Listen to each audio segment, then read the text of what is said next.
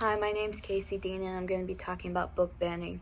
Now, book banning is typically when a corporation or a company, even public and private libraries and schools, especially the government, decide to stop producing or selling or even renting out a book that's based on the contents inside.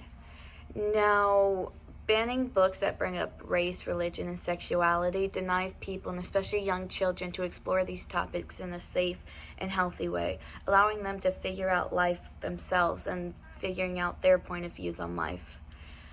An article on book banning and Gale says that works that cover complex issues of race, gender, and sexuality often face book challenges.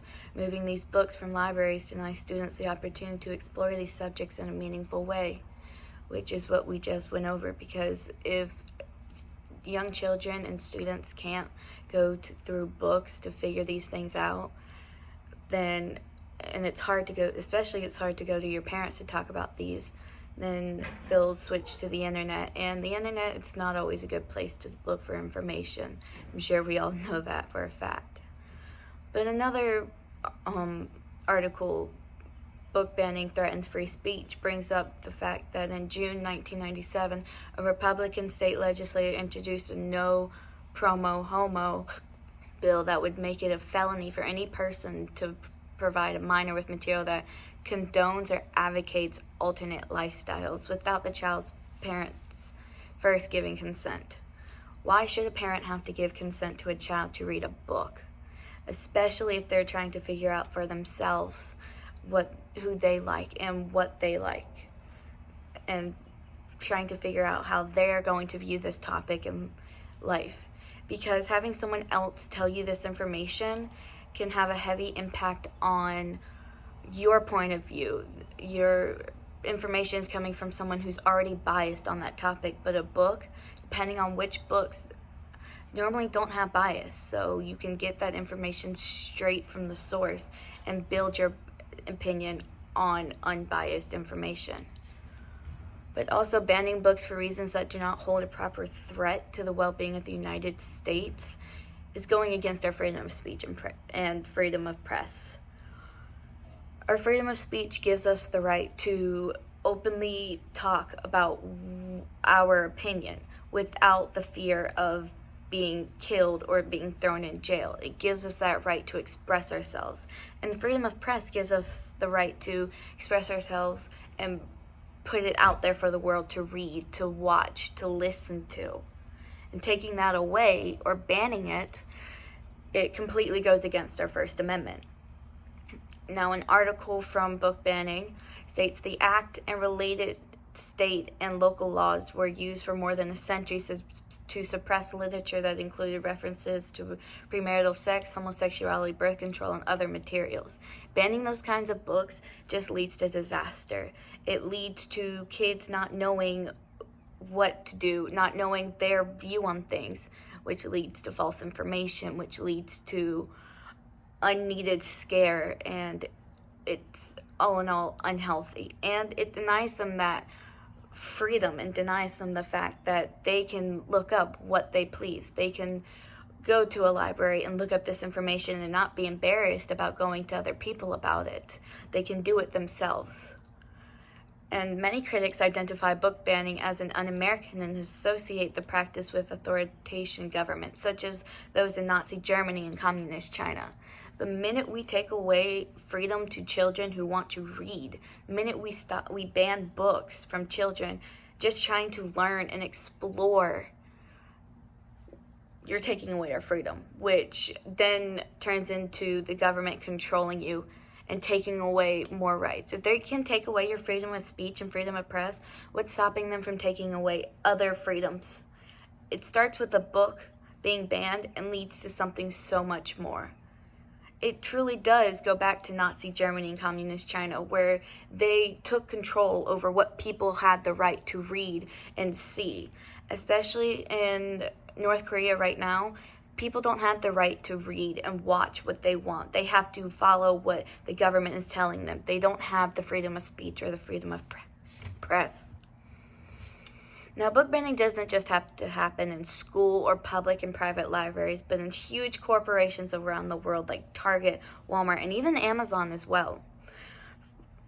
An article on book banning states that hundreds of gay and lesbian themed books disappeared from Amazon's state's rankings, leading to protests from authors and activists who accuse the company of stealth censorship.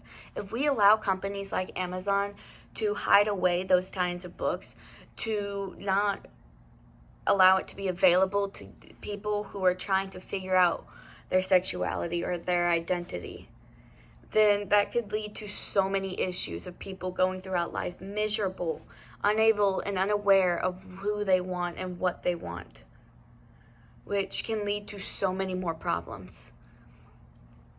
And again, it goes against your freedom of speech and freedom of press. Fewer sales and less revenue can lead to a homogenization of book offerings. It can suppress freedom of speech and expression. A type of book censorship using purchasing power is a determining factor. There's another argument stated in the book banning article on Gale. By suppressing and taking away what we can read, again, it all goes back to leading to taking away our freedom of speech and press. It all leads back to that. Book banning is basically going against your freedom. And if we don't stop it now, then it's just going to keep getting worse and worse to the point where you can't read anything without permission from someone or without having to go around and going through illegal ways to get the books that you want.